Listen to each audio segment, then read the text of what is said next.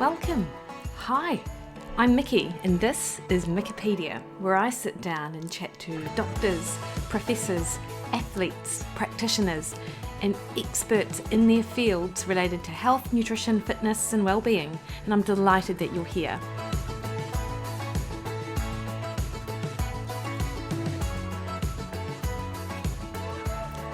Kia ora team, welcome back to Mikkipedia episode 4. Now today I'm super excited to bring you guys a discussion I had with two great mates of mine, Dr. Cliff Harvey and Bella Marinkovich. So anyone in New Zealand will be well familiar with both Bella and Cliff, as they're like the powerhouses behind the nutrition online store where I get pretty much all of my mushroom supplements and my UCAN products and my NeuroCore device, which I'm using to help with my shoulder. And also, of course, the Holistic Performance Institute, which is New Zealand's premier online learning platform for nutrition and health related information and certificates. So Dr. Cliff Harvey PhD, looking at ketogenic diets and everything associated. New Zealand's keto expert, I would say. He is a nutritionist, naturopath, author, researcher, scientist, former wrestler. He's got a wealth of experience and has been in and around the health scene in New Zealand for over 20 years now. Such a smart guy. So pleased to be able to call him a mate and rely on him for like information and just awesome conversations, as you will hear. And then his right hand, I will say woman, Bella Marinkovich, clinical nutritionist. She's the content manager and marketer for the Holistic Performance Institute, and she also is the nuts and bolts behind the nutrition online store.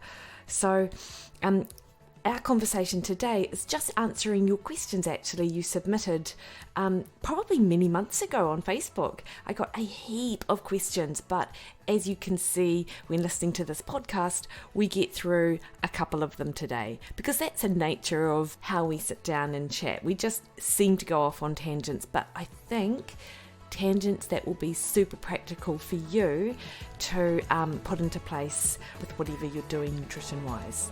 So I hope you enjoy this conversation with Cliff and Bella. Cliff, Bella, hello. How are you both? We're good.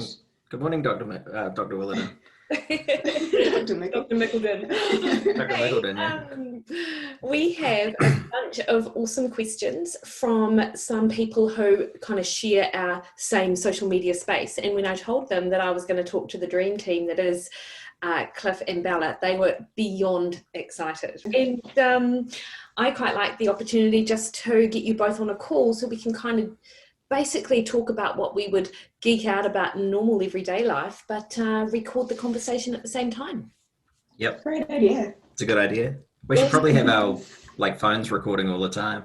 I think so, Cliff. And then we should put it on a YouTube channel and get 1 million subscribers. Then again, I might say something inappropriate or controversial. That's why we like listening to you, Cliff, because you're almost guaranteed to do exactly what you've just described. So we're actually limited a little on time here, and that's completely my fault. And I bet you that we're going to get through a few of the maybe 13 or 14 questions we have. And I don't really want to rush each question either, because we might have a small snippet to say on some of them and a ridiculous amount on another, and I don't want to cut either of you short. And also I will, before I start, and I think that and I'd like to get your perspective on this as well, is, we're all very similar in our training and our philosophies and how we think. And when I say training, I mean more probably our more recent training rather than kind of historically speaking. Yeah, because you guys run. Yeah, that's true. That's right. And you don't do lots, do you, Cliff? No, No, I don't. I walk and I wrestle. Nice. And in fact, I was just meaning our brain training, and so we were meant to school and what we did. But Right. I think as well, though, it's important for people to appreciate that we will differ on certain things, and so our different perspectives and our different clientele that we may see might allow us for a different way to kind of look at things. So I think it's quite valuable to, even though we're in that same space in terms of how we feel about nutrition, I think it's a really valuable exercise to kind of answer questions from people just so they get a different viewpoint. Yeah, 100%. Yeah, I mean, totally. I think, we often sort of look at different people as being more or less qualified or, more or less experienced and all these various things. And we set up these arbitrary hierarchies, but everyone's different, and every practitioner has people that will mesh with them, and they've got an approach that will mesh with different people. I mean, from the perspective of Bella and I'm probably a bit more in the nerdy end of nutrition, and Bella's very practical and applied, and so people get so much value out of that, because there comes a point where you can know all about the theory, but if you can't translate that into practice, then it doesn't really matter, right? And probably the most important thing for nutrition is obviously compliance, and one of the biggest aspects of compliance is making good food simple. Totally agree. No, I love that. I love that side of nutrition, and that's where I geek out, is with all the food and just the practical everyday habits and having fun with it. I feel like people stress too much about doing things wrong or not knowing the most up-to-date science on things. If it works, it works for some people. It may not be something that works for someone else, but that doesn't matter. Yeah, awesome, Bella. And I've got to say, if anyone listening to this hasn't come across you on social media, then I think they need to jump off this call and immediately go onto Instagram and check out the latest salad bowl. Or thank you. what I love about you guys is that you keep it real. You're like, hey, look, this is what we're having for dinner. It's really simple. There's nothing particularly magical about it. And we go out and have takeouts, or we stay in and have takeouts and it just kind of forms part of your everyday life, and I can really see that with the things that you post, Bella. Cool. Cliff, you don't post as often on Instagram as much as I engage with Instagram, so I often see Bella more than you. But I love how you almost do this kind of diary day to day of what you're doing with regards to your training, how you're feeling, and things that resonate with you. And I absolutely love that, because you know from the way that I kind of respond to your stuff, you're like, oh, I'm there, sister. Oh, I'm feeling it. I love that. It's good to have feedback too, because I feel like a lot of people, that's how they connect. You kind of watch and observe other people and what they're doing, and you get inspired by them. And I think that's just being human. It's cool. I like it. Yeah, totally. And people might think that I might resonate with what you say because, we're both nutritionists, so we're similar. But I think as people, we're really different, and it just really speaks to the broad, like that people are going to resonate with a lot of what you say. And I see your stuff, and I love it when I see you on Instagram. Oh, well, likewise. So, guys, our first question actually is from Tania, and so let's kind of dive right in.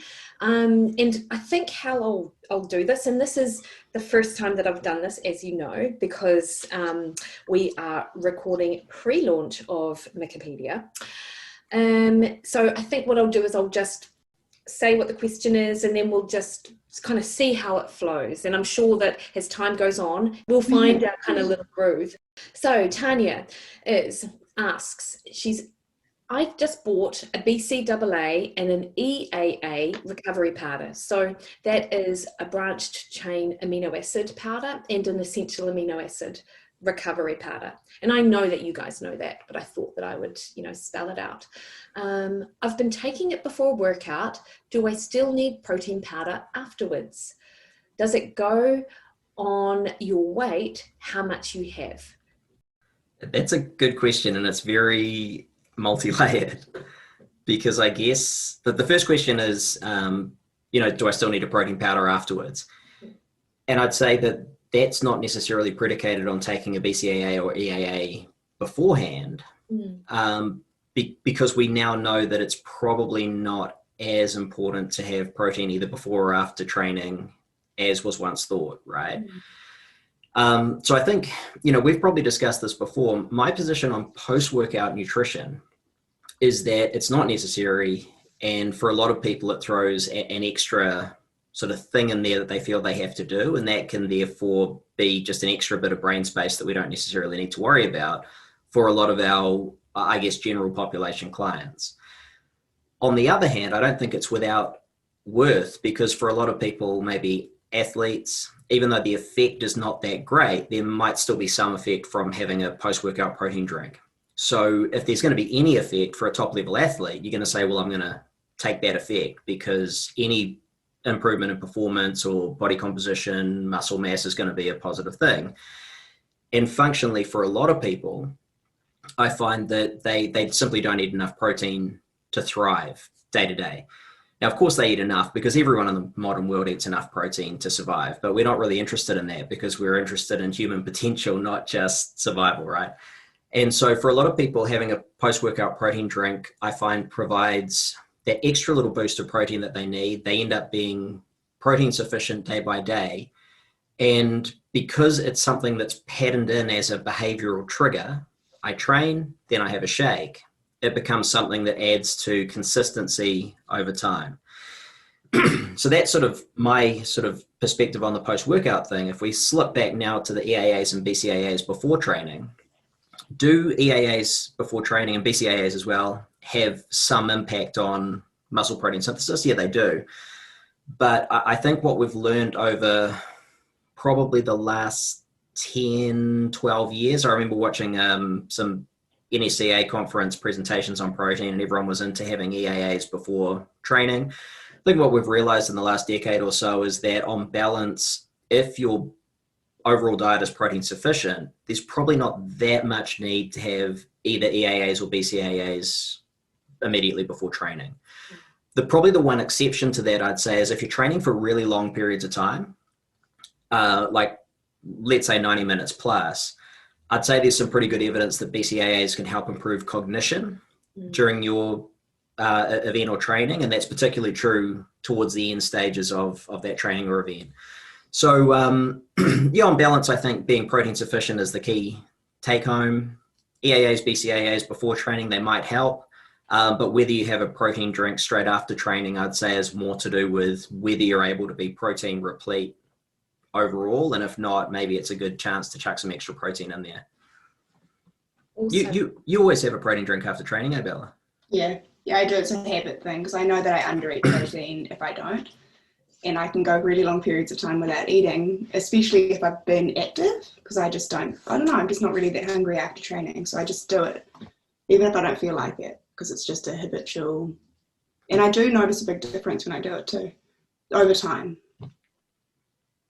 Yeah, it's like you, Cliff, I like with regards to people who I talk to about the BCAA powder, because I've started using that in addition to a protein powder, and because I've kind of always been on that protein powder bandwagon, because unlike a lot of people, I actually really like the taste, like I have, there are very few protein powders that I don't particularly like the taste of, if I'm honest. Like most of them, I love it. I think it just harks back to my Body for Life days and Lips and that kind of thing.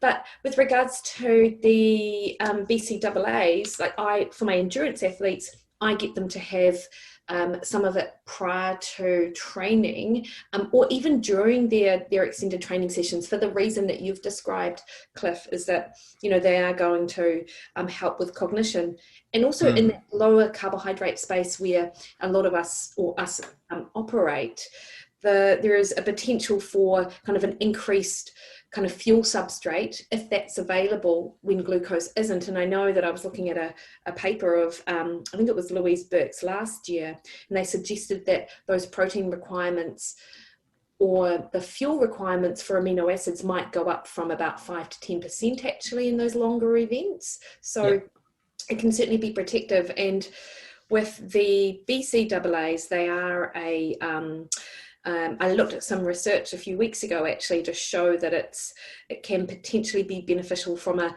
delayed onset muscle soreness perspective. So that's one place where they can be quite useful. So and I think for me, I found that just having them straight after training, more so than before training, has been beneficial from a hydration perspective, because I'm drinking something that I like, and particularly in winter when I find it more difficult, like most people, to get enough fluid.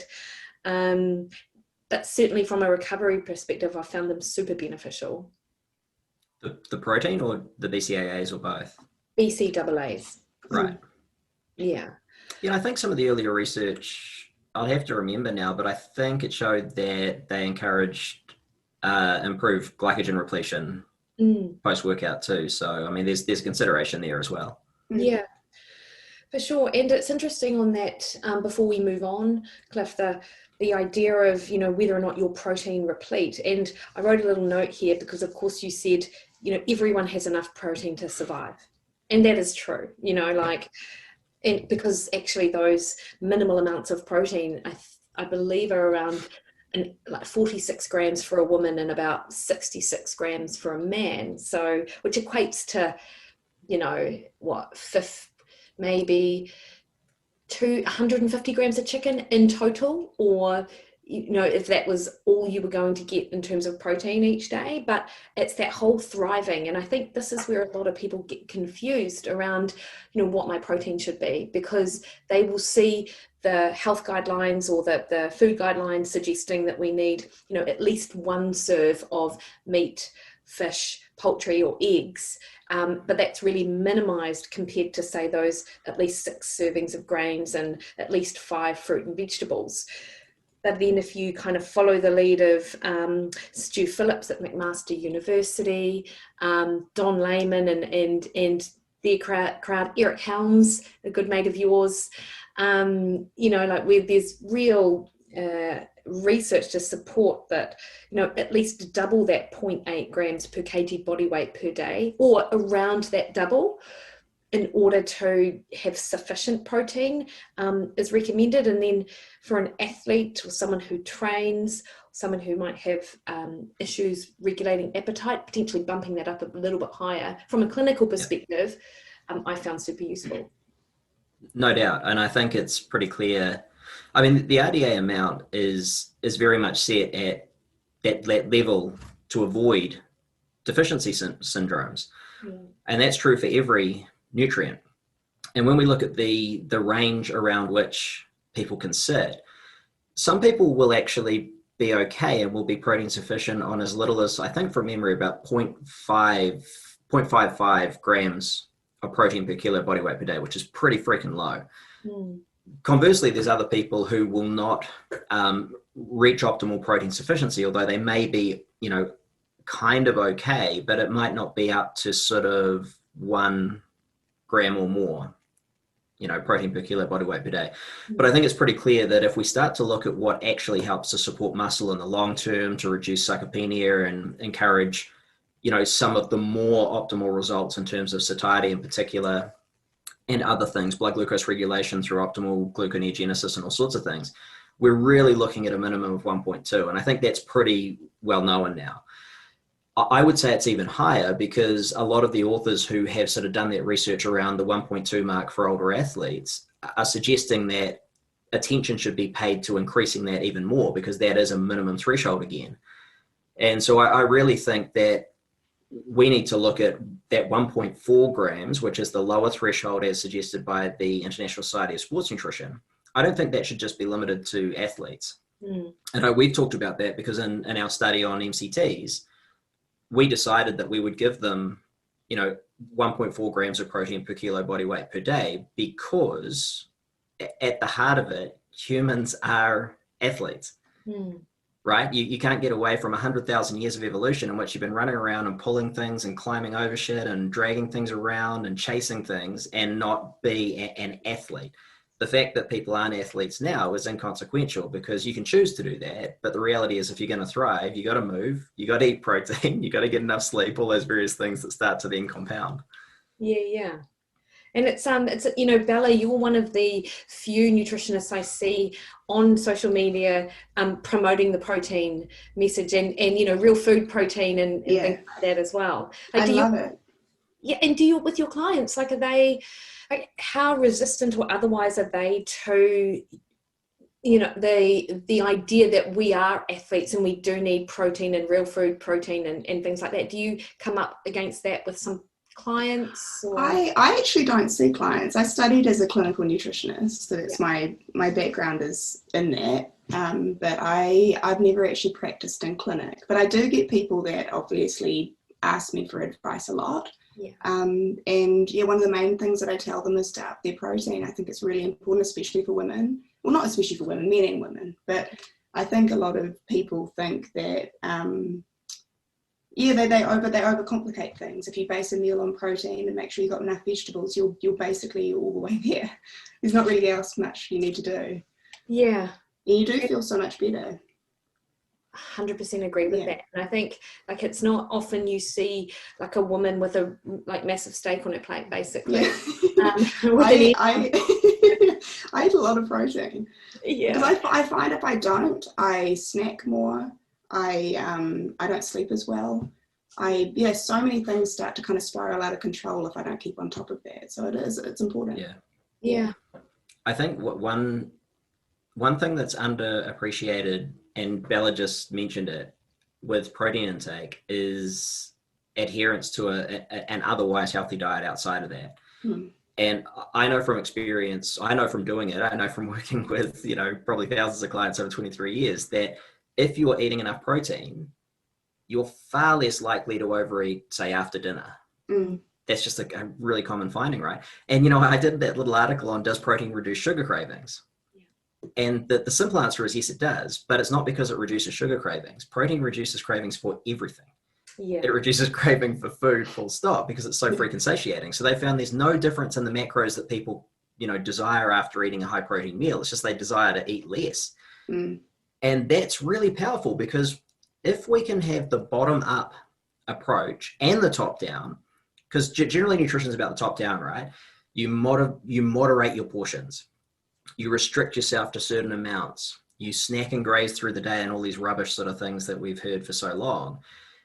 Sure, we've got to have willpower, but if we also have the bottom up approach where our physiology is not driving us to crave as much, it becomes a lot easier, right? And also it means we can remove a lot of the sort of negative diet culture bullshit. Because if you're replete in protein and you're replete in essential fatty acids and you're replete in micronutrients, you're way, way less likely to overeat, say, after dinner. And then you can probably say, hey, if I want to have a chocolate biscuit, that's fine. Because you're just not as likely to eat 3 packs. Yeah. Yes. 100%. And, I was speaking to a client earlier this morning, and I had this exact conversation with her in that, one, she was worried that her calorie intake across the board was really low. And she reported that she was having 900 calories a day. And I'm like, yeah, that is super low, it's, I think that we really need to start working on getting that up, focusing on these kind of nutrient rich foods. And then as the conversation progressed, she also said, I'm good on my diet. I'm quote unquote good on this 900 calorie a day diet. Monday, Tuesday, definitely. Wednesday, some of the time. It's all over on Thursday, and at 3 o'clock, legit, I'm having a packet of chocolate biscuits. Yep. And that happened, say 5 days out of a fortnight. So, and in part, and I'm thinking, okay, I'm going to reassess this idea that your calorie intake is actually too low, just because if we look at the big picture of it and you're thinking about a 7-day intake, and of course you can split it up into 4 days or 3 days in terms of your average calorie intake or however you want to do it. But I think, it's certainly not like a kind of a till at the end of the day at a shop where everything kind of balances and you start afresh. Her caloric intake actually probably was fine. It was just that she was getting so many of her calories from the junk food because she was restricting in those really good nutrient source foods across the week. And, so many women, and this is a real classic thing, we are very good at eating salads. super good at eating salads with 40 grams of chicken, you know, or one of those small little cans of tuna or salmon. And in fairness, it is pretty difficult to eat a large can of that if you're not really in that fishy kind of mood. But the idea that small amount, that 11 grams of protein in a massive salad is a satisfying, satiating meal for longer than the half hour that fiber might have in terms of in your system is one of the things which I kind of constantly talk to people about.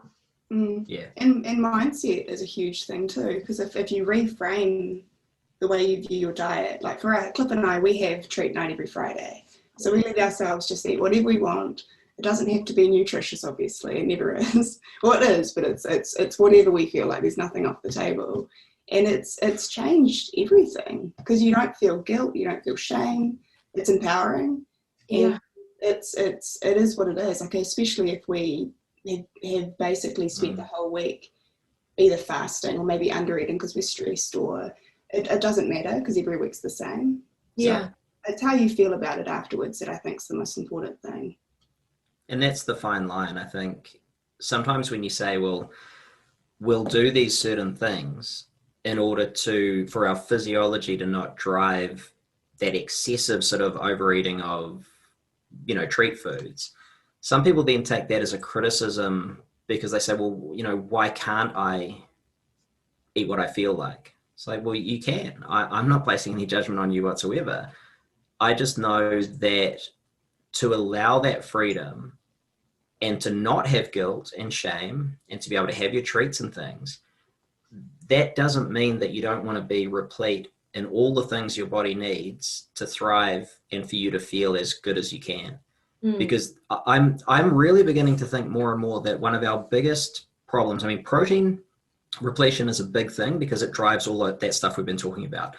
But I'm really beginning to believe that micronutrient insufficiency on a range of different levels, there's a lot there that goes into that, is one of our biggest health challenges. And the support for that is that I'm just seeing so many clients for whom you can practically reverse their condition through the intelligent application of micronutrients. Right? It's super. I'm just publishing in a medical journal a case study on a child with alopecia. And within 5 months, we were able to completely reverse his autoimmune alopecia areata, through basically not a free from, but a gluten and dairy reduced diet. There's still some freedom and flexibility there. And the application of a multi, additional vitamin D, and additional zinc. And the data is there. There's actually a lot of research to show that people with alopecia and a lot of other autoimmune conditions are typically insufficient in zinc and vitamin D. And it's not just because we tend to not take in enough of those things. So there's also genetic polymorphisms where a lot of people with particularly autoimmune conditions have some degree of inability to use those nutrients, whether it's absorption, transport, storage or utilization. There's some challenge there, and that's, you know, becoming more and more well known because the research is kind of there. So I know I'm going a little bit tangential here, but one of the reasons why I'm starting to publish case studies is because often if there's not those case studies, we don't have the hypothesis drivers that cause further research, and then the orthodox sort of medical community don't take any notice. But the indicative research is all there. We just now need the sort of clinical provings to be put in place so that people can say, well, this is an interesting option here. Yeah, for sure. And I think whilst this conversation has moved away from the idea of protein powders and essential amino acids and things like that, it's like such a valuable conversation to have, because, you know, we talk about restricting, removing, eliminating.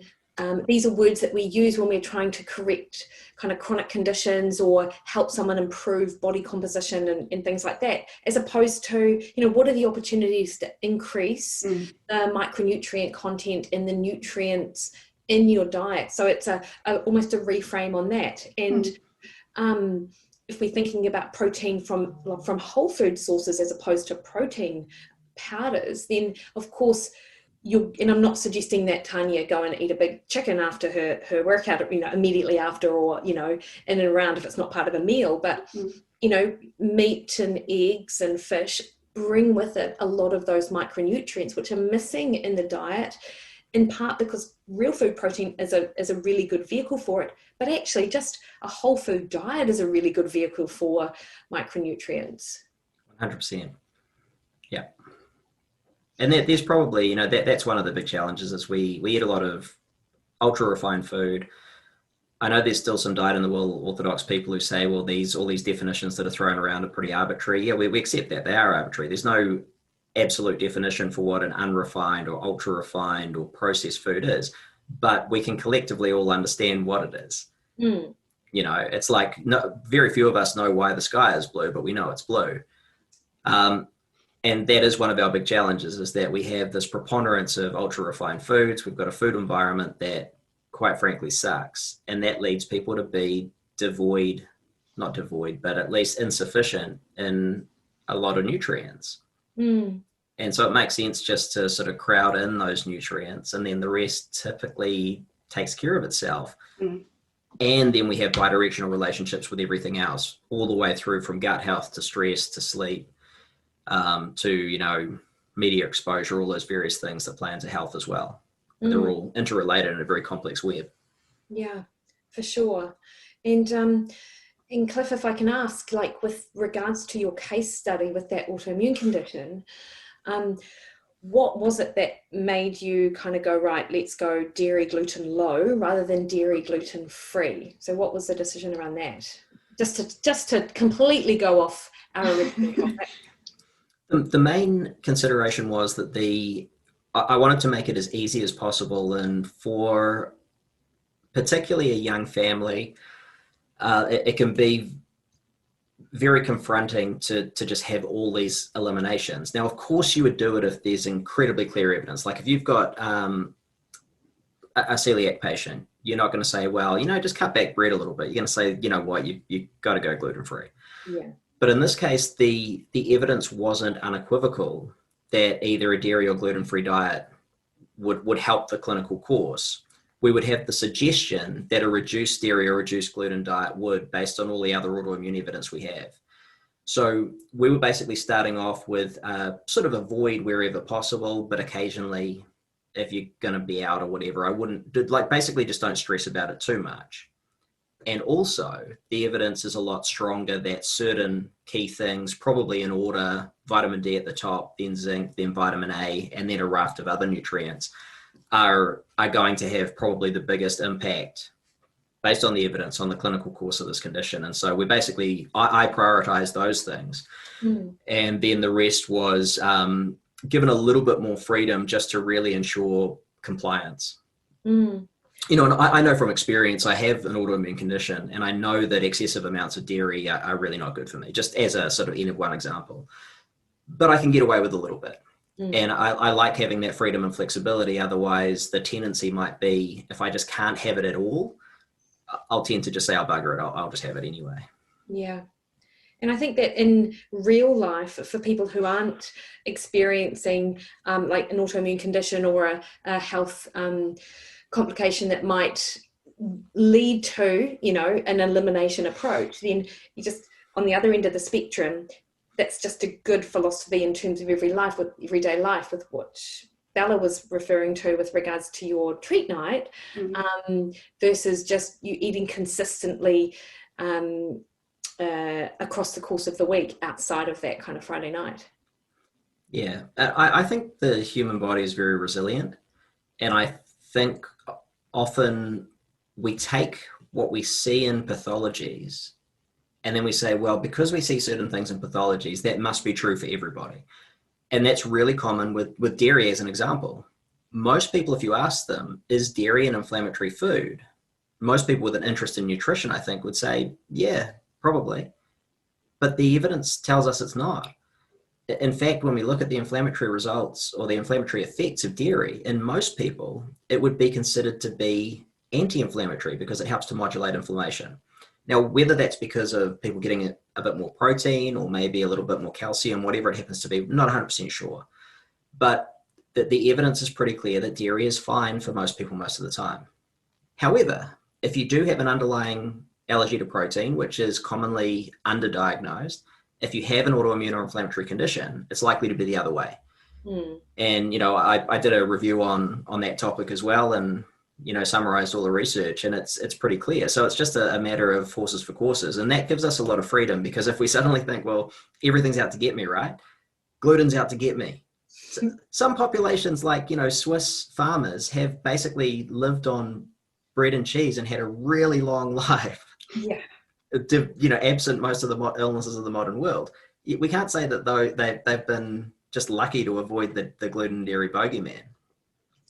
So it really depends on where you're at. And that's why I always say to people, and I know, you know, Bella's the same, they say, oh, should I be eating this? It's like, I don't know, should you? Like, are you achieving the results you want? Yeah, well, fill your boots, keep doing it, you know? Yeah, totally. I also think you shouldn't, you should always think about as well how powerful your mind can be around things. Like, you can truly convince yourself that something's going to make you sick. And if you think about it and think about it and think about it, dairy's going to make my skin break out, or my gut's going to explode and get bloated or whatever. And you basically convince yourself this is going to happen every time you eat it. It probably will. So yeah, I think it's something to be aware of as well. People can convince themselves something's wrong when it's actually not the case at all. Mind-body ramifications of that stuff, as Bella says, is huge. And I can't remember the nuances of a lot of the studies that I read back in the day, because I started my postgrad in mind body healthcare, right, having worked a lot in the mind body realm in my clinical practice for many years. And I was blown away by some of the impact that had, you know, where people would literally get sick because they believed that they were eating gluten, even though it was a gluten-free meal. And, you know, it's not that it's unknown. We know the placebo effect exists. And that sort of nocebo effect occurs with foods as well as with pharmaceuticals, where we would tend to sort of, you know, which is where the word is derived from. But I think we all need to be very aware of that, because we all fall into the trap a bit, you know, and we're all trying to figure out what's best for our health. Totally. Now, just for clarification, placebo effect, explain that, and then explain nocebo effect, because I think people may be familiar with placebo but might need a bit of a refresher. But nocebo is something which you hear a little bit, but not probably often enough to have a good grasp on what that actually means. I'm glad you called me out on that, because I really hope I don't get it wrong. But the placebo effect is basically when you see a positive effect from something that is inert.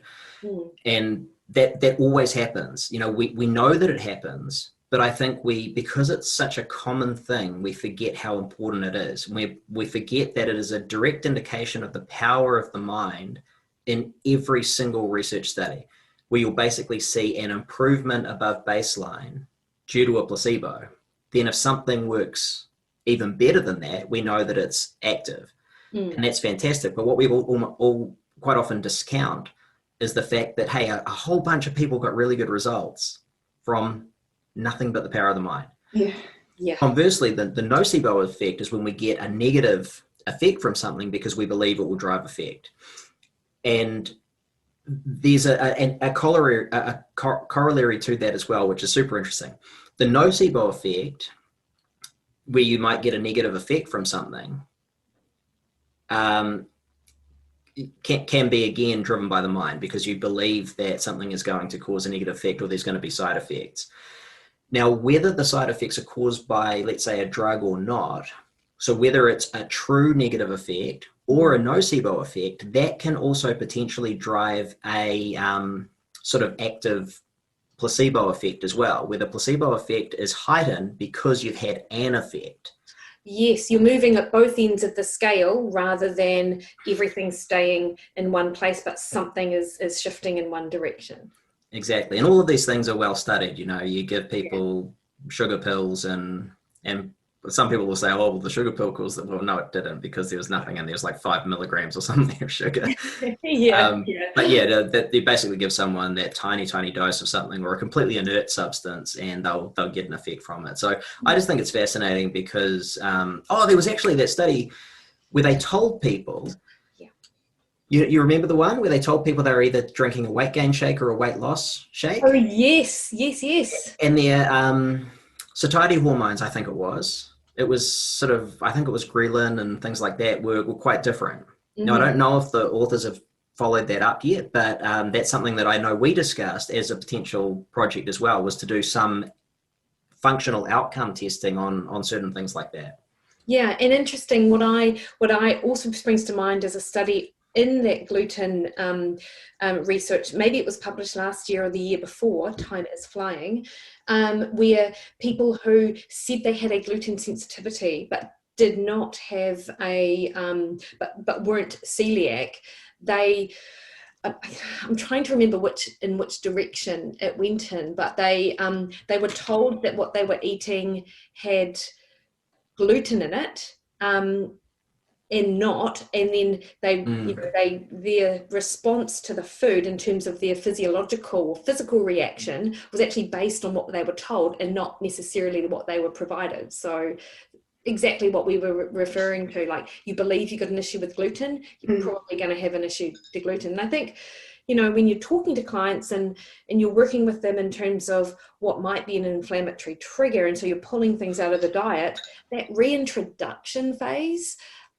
is super important to, like, it can be important to kind of isolate what is triggering the potential negative impact, but you don't want to overstate it to the point where the client is so scared to have it that you could be giving them water and they'll be having some kind of rash or bloating or physical response because of that whole mindset around it. And I think as nutritionists we can fall into the trap sometimes of, if all you've got is a hammer, every problem appears to be a nail, right? Yeah. And we can fall into the trap sometimes of thinking that we can sort of sort everything out with nutrition. It's bound to be something in the diet, right? It's bound to be something inflammatory or some trigger or something that's driving an allergy response in that individual. And sometimes it can be, but sometimes two things can be true as well. I've had clients for whom that they have a bunch of skin conditions, and we get on top of nutrition and a whole bunch of lifestyle stuff, and most of it abates. But they might have several different skin conditions, and some of which are probably in all reality, like maybe it's something we haven't discovered and we need to keep digging, or maybe it's just something else. Yeah. There are certain skin conditions that are almost identical that can be caused by, say, a psoriatic type condition that's often associated with those internal triggers of inflammation, which is very heavily linked to diet and lifestyle stuff. And you've got the same types of plaques that are a slightly different condition that can just be caused by sun exposure in, the early years, excessive sun exposure when you're a kid or something. And that's a lot more difficult to then work with as an adult, because you might not ever be able to properly get on top of that or, eliminate it completely, just because it's got a whole different etiology to it. Yeah. And we're scratching the surface. I talked with one of my first mind body teachers, a brilliant guy up in Canada. We used to talk about, all these things that we're only just beginning to learn about the mind body realm, and what sort of in scientific terms is known as psychoneurophysiology, that interplay between what we consider to be the mind, we don't really know what it is, and then neurophysiology into gross physiology, all the various effects there. And we would talk about it in the terms of we're like cavemen just chipping away with stone tools at the moment. We've got no freaking idea really the complexity of what's going on. The gut's a good example of that. You can know a lot about gut health and still know absolutely F all about the whole thing. Completely. And I think it's, everything is super complex, but we have to kind of approach each problem with what are the simple things that we can do? Because if you can just go down the rabbit hole so much, then you end up just being like, or at least for me, it's almost like I get this inertia because I'm stuck, and you can't kind of find a way out because you are thinking too much and you're over analyzing it too much. And I think it's, it's true of kind of almost anyone who's kind of interested in the nutrition space, who's taken a deep dive into one thing or another. And that's actually what I notice mostly with questions that I get. It's almost like you just want to tell people to stop thinking so hard. It's like, it's so much more simple than I think a lot of people realize. Like, I've studied nutrition. It's a passion. I enjoy it, but I know barely nothing compared to most people that are out there and have been doing it for 15, 20, 30, 40 years. But I think the thing that rings true every time is there are basics that if you covered off the bases of health, sleep, just making sure you're eating things that make you feel good, you're looking after your mind, you're going for walks, you're being in nature enough, you're getting fresh air, getting sun, then all the other stuff that comes into it, they're basically just tools like supplements and stuff. You can start playing with that, but it's not as important as people think. Or it's not as complicated, I think, as people think it is. Completely. And, you know, like with running shoes I've known immediately from putting them on whether they're going to be a good fit and a good shoe for me, just from how they feel. You know, it doesn't matter what kind of bells and whistles come with them. And it's almost like diet and your diet practices should guide you in what you do as well in terms of how it makes you feel. So for Tania, you know, like if she is having her branched chain amino acid powder and then her protein afterwards and feeling awesome, and it's exactly. She's working towards her goals. Keep doing it, Tania. Exactly. If it feels good, keep doing it. Totally. Hey, so that's 50 minutes down and one question done. We'll get another one in though. I think we can get another one in. And so Debbie asks, so Debbie's never been a coffee drinker. Really? No, just kidding. But she appreciates the benefits of a caffeine hit, especially pre-workout. So what are your suggestions for getting the hit from another source? I'm just doing a review on caffeine at the moment. And I think one thing that's pretty clear is that the doses that have been used in the studies are really freaking high. And so a lot of the suggested dosing is, we don't even know if it's optimal per se, but there's a pretty big range, and it's like 3 to 9 milligrams per kilo body weight. So just do the math on that, even at the lower end. Like for me, that's basically 3 cups of coffee, right? Yeah. Before training as being the optimal dose. And I just think that's not sustainable for most people most of the time. Now, it might be okay, but it's at the upper limit as well of what we would consider to be that sort of optimum amount for health.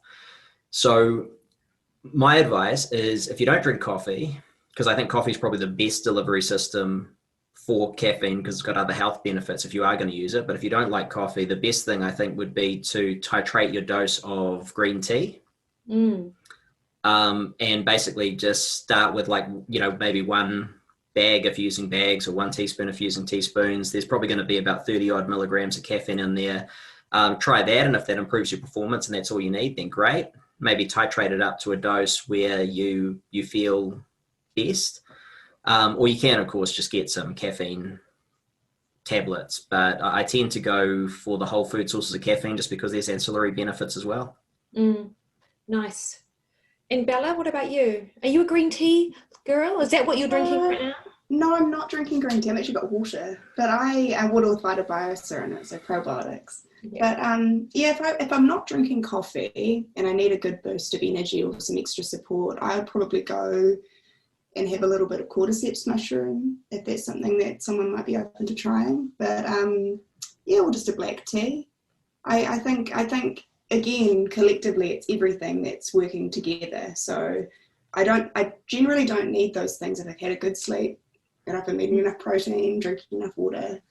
But I think if you're an athlete and you're looking for an extra thing, an extra boost, cordyceps, MCTs. Okay, and cordyceps, so a mushroom. So what is it? How does that work? Like, how's that going to make me feel better? I'll leave that with you, Cliff. What's that? There's some cool research around that. Yeah. I know there is, but I just don't know it myself. Yeah. It's but the research on most of the mushrooms is really emerging. So there's not a huge amount, but there's enough that we start to see a lot sort of coming out, right, in slightly different areas. But cordyceps is kind of known to be the endurance boosting mushroom, and it's been shown to increase VO2 and power production and all sorts of things in human studies. So it's become really popular, particularly in endurance circles, for that reason. Nice. Because and there's another question actually later on, which we will need to leave for another time, around mushrooms, and people are wanting your insights because I think they may have seen that you've published a review, you're about to publish a review on them, which clearly I haven't read. Clearly Bella hasn't read either. No. I'm just not very good at citing research. As soon as I'm asked that question, it all goes out of my head. Mate, I'm exactly the same. Oh, it's so I annoying. totally know. Now, around that green tea thing, because I have yet to find a green tea that I like, actually. And I want to like it because it is what all healthy people like to drink. And so it's a little bit of FOMO of I'm kind of missing out here because I'm sure that I would benefit. But outside, like I have tried and liked matcha tea. So Debi, if you aren't necessarily a green tea lover, the matcha powder, which I have made with like almond milk, and I put stevia in it as well, just because. Yeah, I do too. Yeah, it's just takes the edge off, and that can be a nice way to do it. But how else might someone enjoy green tea? Well, there's lots of different types, of course. There's, you can get white teas and various types of green tea, which are more or less sort of fermented and changes the flavor profile quite a bit. But, as Bella said, black tea is great as well. And, a lot of people are just so habituated to drinking black tea in the sort of Anglophone world that black tea has almost all the same benefits that green tea has. Yeah, interesting. Yeah. Yeah. And then, if you want a decent whack of caffeine, you can just double up the brew. Yeah, of course. And then you're getting 60 odd megs. It's not that far removed from a coffee, but it is going to be a little bit smoother because the theanine in the tea is going to sort of change the metabolism of those xanthins and give you a slightly more sort of sustained and less spiked response. So that might be quite good in an endurance space then, more so than, I don't know, a CrossFit. I'm just thinking of the practical application of that and what might. It's also if you tend to be an hyper responder to caffeine and you don't want to have quite the same spike, can be a bit gentler, but you still get some of the ergogenic benefits. And I think from memory, maybe it's Eric Trexler, who's a buddy of Eric Helms. I think they've done a little review on low dose caffeine because so much of the research was geared towards these really big doses. I think they've started to see that there is a benefit, even though it might not be so pronounced, but it might certainly be more doable for people and a lot more sustainable. So those lower doses of caffeine still have an effect. Nice.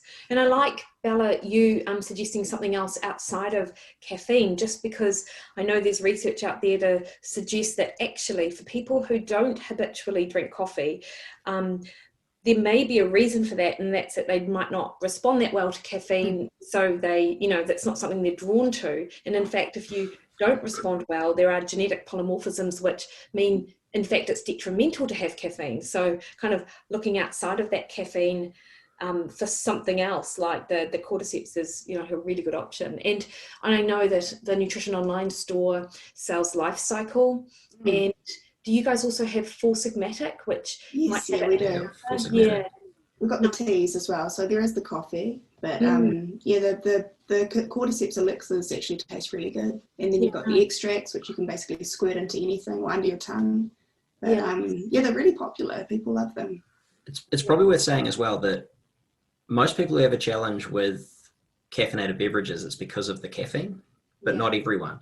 Yeah. That's why there can be different responses. And, for example, for some people with rheumatoid arthritis, even if it's not diagnosed through rheumatoid factors, because you can have non-rheumatoid factor rheumatoid arthritis, there are a subset of people who their pain is not driven by caffeine, but it's upped markedly by coffee. And they discovered that because the responses to decaf coffee were actually worse because the processing heightened some of the compounds that were directly inflammatory for that condition. So it's super interesting because that's why you see some differential results when that they look at broad research that covers like caffeinated beverages. So you're looking at tea and coffee and all this kind of stuff. Or when you look at coffee compared to, say, caffeine, there can be different responses. And it's because all these people are responding to sort of different aspects of the drink.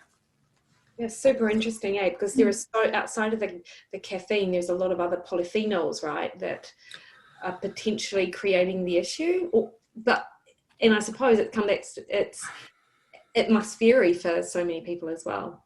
And again, it's like dairy, right? For most people, coffee is considered a very healthy drink because the evidence shows pretty unequivocally that, coffee, I should say, is associated with all these various health benefits, from reduced liver disease, reduced cardiovascular disease, reduced rates of certain cancers, all sorts of things. But then again, for some people, that's not going to be true. Yeah. And so we don't want to vilify any one particular food because, hey, it might be awesome for you. And coffee is awesome, but I'm not drinking it at the moment for those very reasons. I wouldn't tell a client to not drink it because, hey, if it gets them going and it's got all these other health benefits, it's nutrient dense, really high in antioxidants and things, fantastic. We don't call them antioxidants anymore, do we, Mikki? I call them environmental, hormetic, epigenomic modulators. Mate, okay, you did not send me that memo. I had no idea. Now I've got something else to learn.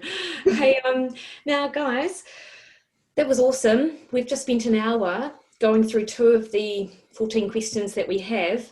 Can I request your presence again in the not too distant future to continue on with this list of amazing questions that people have and they just really want to pick your brain on, as do I, because I know that we went down rabbit holes, but this is one of the reasons why I set this up, because I knew we would and I was really looking forward to it. I might need to do a Joe Rogan style one next time. Spend 4 hours talking about stuff. Okay, I would love that. Thank you guys so much, and we will pick this up next time. Awesome. Mix there. Part 2.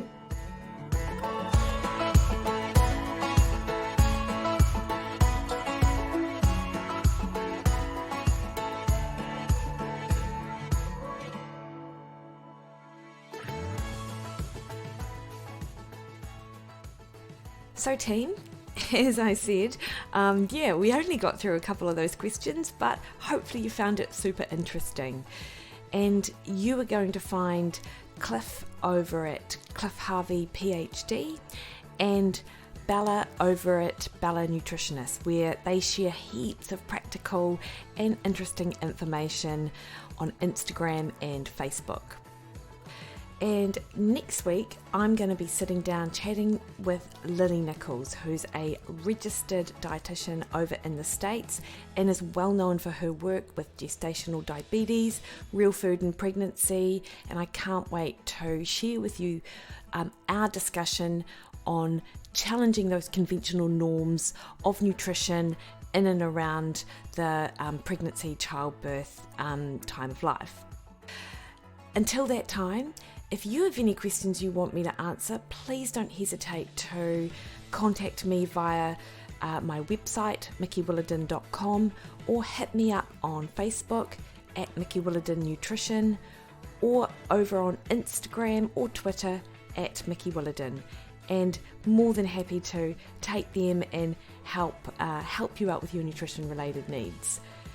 And along with that, I do have meal plans available on my website and am available for consultations online too. So really look forward to touching base with you. If you like the podcast, please hit the subscribe button on your favorite podcast platform and leave us a 5-star review. That would be amazing. Great. So good to have you join me today, and catch you all next week.